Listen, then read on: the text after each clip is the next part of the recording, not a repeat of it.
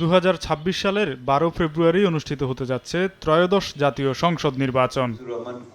রোববার রাজধানীর আগারগাঁওয়ে নাগরিক প্ল্যাটফর্ম আয়োজিত এক অনুষ্ঠানে নির্বাচন কমিশনার আবুল ফজল মোহাম্মদ সানাউল্লাহ জানান, শতভাগ ভোটকেন্দ্র সিসি ক্যামেরার আওতায় আনার চেষ্টা চলছে।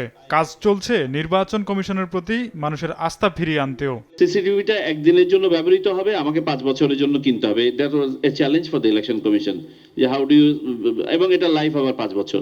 13,000টার মতো ইতোমধ্যে আছে, সেগুলোকে আমরা ফাংশনাল করতে বলেছি। আমরা আশা করছি যে উল্লেখযোগ্য সংখ্যক, হয়তো 100% না হলেও ক্লোজ টু 100% এটা হবে। একই অনুষ্ঠানে টাকার বিনিময়ে ব্যবসায়ীদের মনোনয়ন দেওয়া নিয়ে রাজনৈতিক দলগুলোর সমালোচনা করেন শ্রম উপদেষ্টা। নমিনেশন পলিটিক্যাল পার্টি 6 কোটি 7 কোটি টাকা নিয়ে নমিনেশন দেয়, কোন আইনে আছে? আমরা যখন ছিলাম তখন সংস্কারে ছিল 3 বছরের নিচে যদি কেউ আসে তাকে নমিনেশন দেওয়া যাবে না। অ্যাসেম্বলিগুলোতে বিজনেস পিপল ছিল, and those business people have also become minister, and in those ministry which is conflicting with his interest.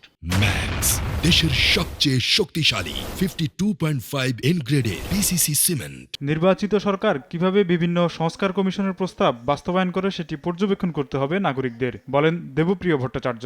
আমরা দেখতে চাইব নির্বাচনকে সামনে রেখে রাজনীতিবিদরা কেমন করে এই সমস্ত সংস্কার প্রস্তাব তাদের নির্বাচনী ইশতেহারের ভিতরে স্থান দেন।